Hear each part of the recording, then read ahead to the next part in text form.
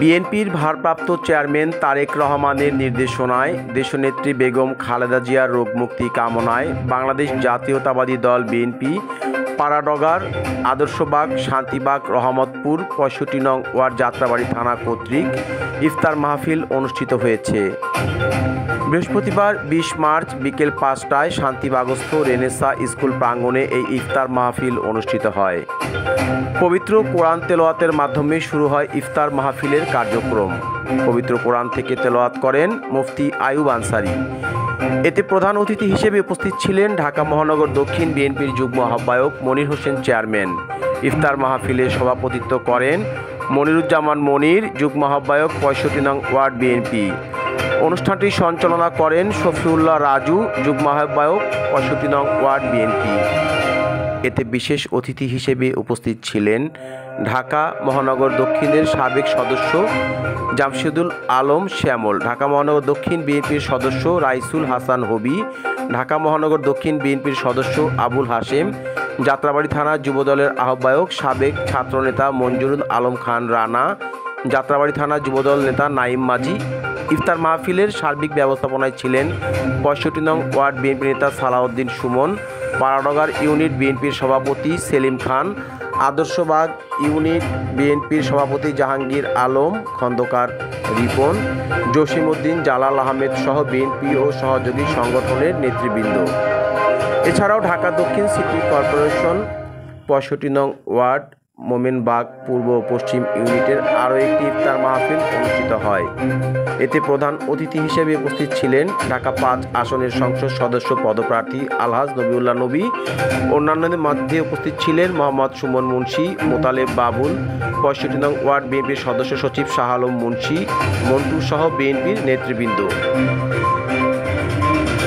৬৫ নং ওয়ার্ড এলাকা থেকে মুশফিকুর রহমান, লাইভ 24 নিউজ। জাতীয় নির্বাচনে এটার আমরা ফল পাবো ইনশাল্লাহ। তাই ভাষণ করতে গিয়ে আমাদের এত্র এলাকার যাত্রাবাড়ি ড্যামরা এই এলাকা থেকে প্রায় শতাধিক নেতা কর্মী নিহত হয়েছেন, শহীদ হয়েছেন। প্রায় ২,০০০ নেতা কর্মী আহত হয়েছেন, অনেকে এখনো পর্যন্ত পঙ্গুত্ব বরণ করছে। তাই ভাইয়ের আমার, আজকে একটি গোষ্ঠী একটি দল দাবি করে যাচ্ছে তারা নাকি এককভাবে এই স্বৈরাচারী সরকারকে পতন ঘটেছে। বাংলাদেশে প্রতিটা পাড়া মহল্লা ইউনিট পর্যায়ে ইফতার মাহফিল আয়োজনের নির্দেশ দিয়েছে।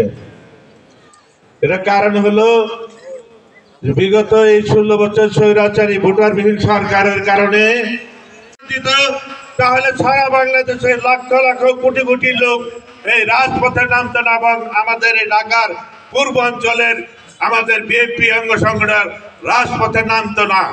যখন দেশ নায়ক তারেক রহমান আমাদের নির্দেশ দিয়েছেন, তখনই অত্র অঞ্চলের ছাত্র, যুবক, কৃষক, শ্রমিক, সাধারণ মানুষ রাজপথে নেমে স্বৈরাচারী সরকারের বিরুদ্ধে, প্রশাসনের বিরুদ্ধে যুদ্ধ লড়াই করে এই সরকারের পতন হয়েছে।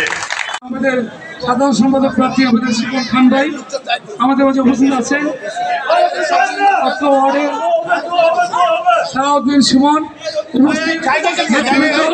আসসালামু আলাইকুম। আমার 2 মিনিট কথা।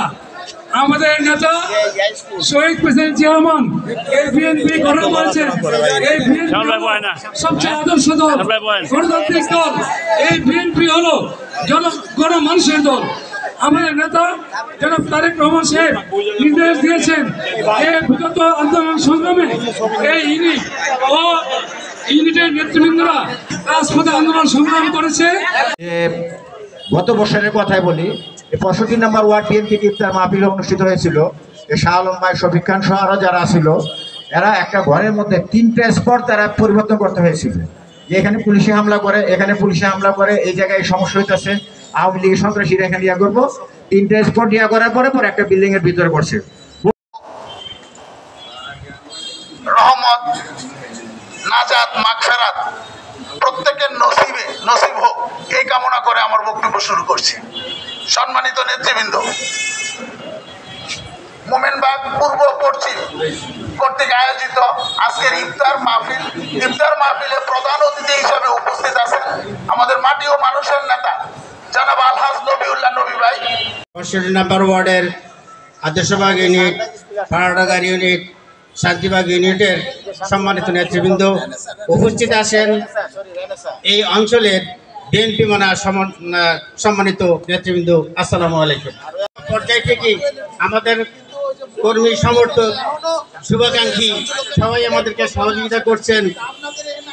এই জন্য আমি সবার কাছে কৃতজ্ঞ এবং ঋণী, যাতে করে আপনারা আমাদেরকে এইভাবে বিভিন্ন সময়ে অনুপ্রেরণা দিয়ে যান, যাতে করে আমরা এই অনুষ্ঠানগুলিকে সফল এবং সুন্দরভাবে পরিচালনা করতে পারি, এই আশাবাদ ব্যক্ত করি। على دينك سبحان ربك رب العزة عما يصفون وسلام على المرسلين والحمد لله رب العالمين.